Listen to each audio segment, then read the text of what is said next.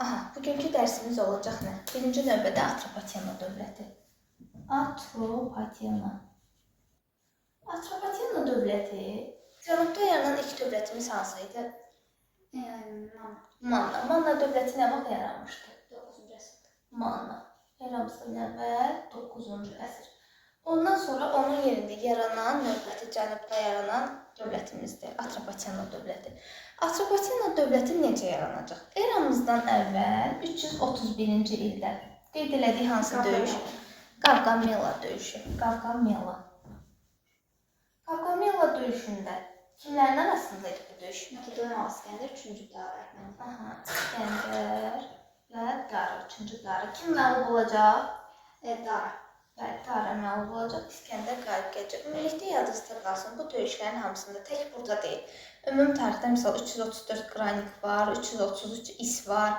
O döyüşlərin hamısında İskəndər qalib gəlir. Bu amma həlledici döyüşdür. Son necə deyirlər, nöqtəni atan döyüşdür və burada həqiqətən də Dara məğlub olacaq və bununla da Əhəməni imperiyası süqut eləyəcək və bütün ərazilər keçəcək Makedoniyalıların əlinə.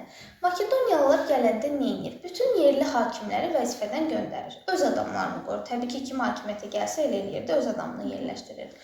Makedoniyalılar da bu siyasəti yeritdilər. Bu zaman elə Qavqamelada da deməli Əhəməni ordusunun sağ cinahında vuruşmuş Atropat var idi. Atropat. Bu Atropat kimdir? Deməli Kiçik Midiya satrapı da deyirlər buna. Satrapıdır. Satraplıq da dedik kimin dövründə yaranmışdır? Birinci Daran dövründə. Daranın bu özü inzibati islahatdır. Vilayətlər inzibati islahat olur. Daranın islahatına əsasən deməli Əhəməni dövləti 20 dənə satraplığa bölünmüşdür. O satraplardan biri də Midiya satrapı Atropatdır. Atropat nə edəcək? Bu satraplıqda hakimiyyətdən gedəcək. Çünki İskəndər gəlində öz adamlarını yerləşdirmişdi. Bəs nə olacaq? Eramızdan əvvəl 328-ci ildə bir dənə üsyan qalxacaq. Bu hansı üsyandır? Baryaks. Baryaks üsyanı. Baryaks üsyanı əslində bu deməli Makedoniyanın ağalığına, işğalçılığına qarşı qalxmış bir üsyandır.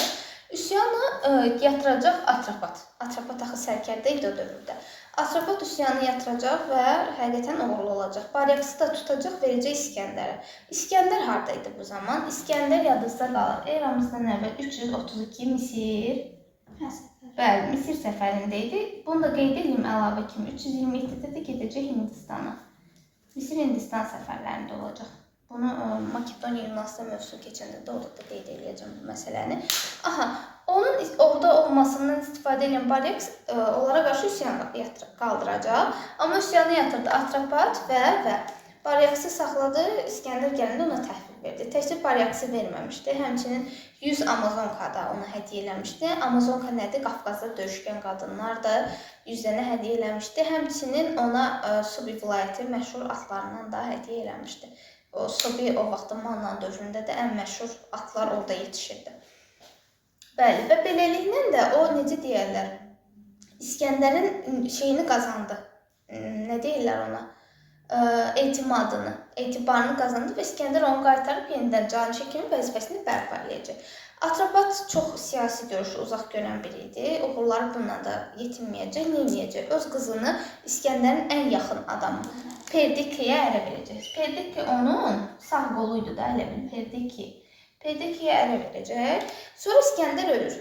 İskəndərin ümumilikdə hakimiyyət illəri. İskəndər.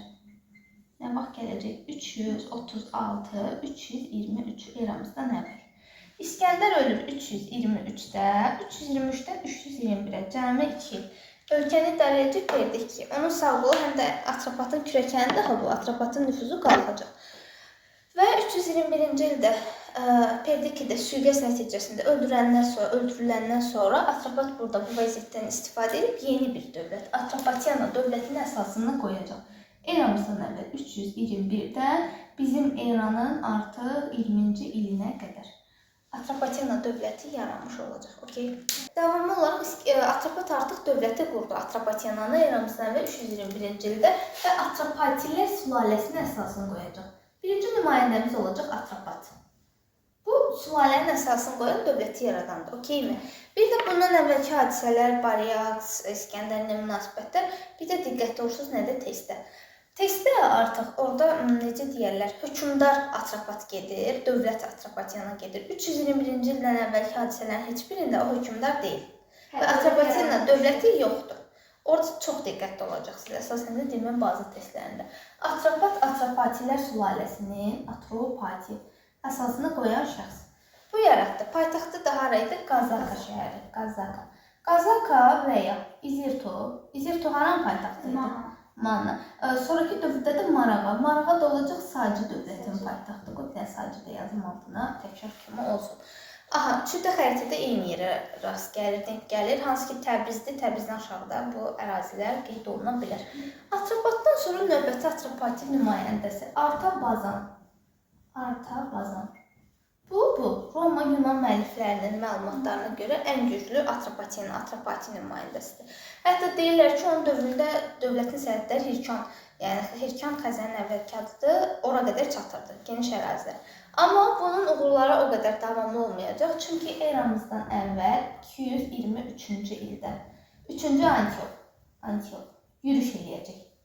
Hara? Deməli, Atropatena dövlətinə. 3-cü Antiox kimdir? Selevki hökmdarıdır. Selevki. Selevkilər də siz harada yaranıb? Suriyada. Sığısı. Selevkinin sığısı, Suriyanın sığısı. 3-cü Antioxun 3-ü, 223-ün 3-ü. Aha, bu Makedoniya imperiyası parçalananda necə dövlətlər yaranmışdı? Onlardan biri də elə bu Selevkilərdə, Suriyada yaranır. Nətər, misal, Cənub Qafqazda bizdə Atropatena Alban yaranmamışdı, orada da Selevkilər. Sonra Makedoniya özü müstəqil olacaq, Yunanistan yenidən müstəqil olacaq, bu dövlətlərdən biridir. 3-cü Antiox Artabazana yürüş edir və həqiqətən də Atropatena Selevkilərdən asılılığı qəbul edir. Nə vaxta qədər? Ta ki eramızdan 190-cı ilə qədər. 190-da hansı hadisə baş verəcək? Magneziya döyüşü, Magneziya. Romanı keçəndə orada da ətraflı qeyd eləyəcəyik. Bu Magneziya döyüşü kimlərin arasındadır? Selevkilərlə, bu həmən bu Selevkilərlə Romanın arasında. Roma qalib gəlir, Selevkilər məğlub olur. Və Selevki dövləti burada süqut olur. Magneziya döyüşü. Bəli. Əslində Atropatena əlaqəsi yoxdur, döyüşdə birbaşa iştirakı yoxdur, amma kömək eləyirdi də. Kömək və Selevkilərin məğlub olmasına müstəqil olur. Asılıqdan çıxır. Çünki yəni şərait yaranır. Bu həmçinin Magneziya döyüşü ümumi tarixdən də yadınızda saxlayın. Nəyə səbəb olacaq? Deməli, Balkanlara yolunu açacaq bir növ. Deməli, Roma qoşunlarının və nəticəsi olaraq 146-da Yunanistan, Makedoniya kimi ərazilər də Roma qoşunları tərəfindən işğal edilmiş olacaqlar. Aha, Atropatilərin növbəti 3-cü nümayəndəsi kimdir? Atropat, Artabazanı qeyd elədik. İndi Artabazdan danışacağım sizə. Artabazdır. Artabaz kimdir? Eramızdan da 36-cı ildə Fraspa döyüşü. Fraspa.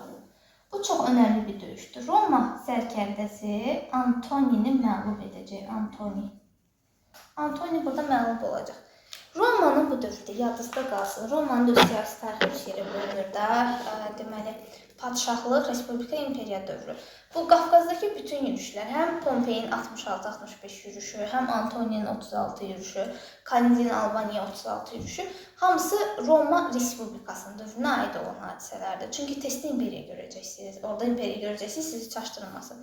Roma imperiya olacaq yalnız və yalnız eramızdan və 27-ci ildən etibarən Oktavian Avqustun rəhbərliyi altında. Belə, 36 Fraspa döyüşüdür. Roma sərkərdəsi Antoni burada məğlub olacaq. Atropatena hökmdarı Artabazda. Bu məğlubiyyət Parfiya dövlətini qısqandıracaq. Kimdir bu Parfiya? Elə bu İskəndər imperiyasının süqutu nəticəsində əvvəl deməli Midiya var idi, sonra yenidə Əhəməni oldu və parçalandı təzədən İskəndərdən sonra. O ərazidə bir Parfiya dövləti yaranacaq, indiki İrandır. Bir də Yunan Bakteriya dövlətləri falan var, parçalama nəticəsində yaranan dövlətlərdir. Aha, Parfiya dövləti. Və bu Parfiya əvvəl Roma təhlükəsinə qarşı birləşirdi. Atropatena birgə siyasət aparırdı, birlikdə mübarizə aparırdılar. Sonra nə oldu bəs? Bu Parfiya qısqandı Atropatenanın bu qədər uğurlu olmasını. Bunu görən Atropatena, yəni Artabaz, artıq Parfiya ilə müttəfiqlikdən üz döndərəcək. Və nə edəcək? Roma ilə əlaqələr quracaq. Siyasi əlaqələr. Artıq onlarla müttəfiq olacaqlar. Və bu məqsədlə 4-cü Atropati Ariobarzal oğlu Ariobarzanı göndərəcək Romaya. Ariobarzan 10 il Romada yaşayacaq. 10 il Roma.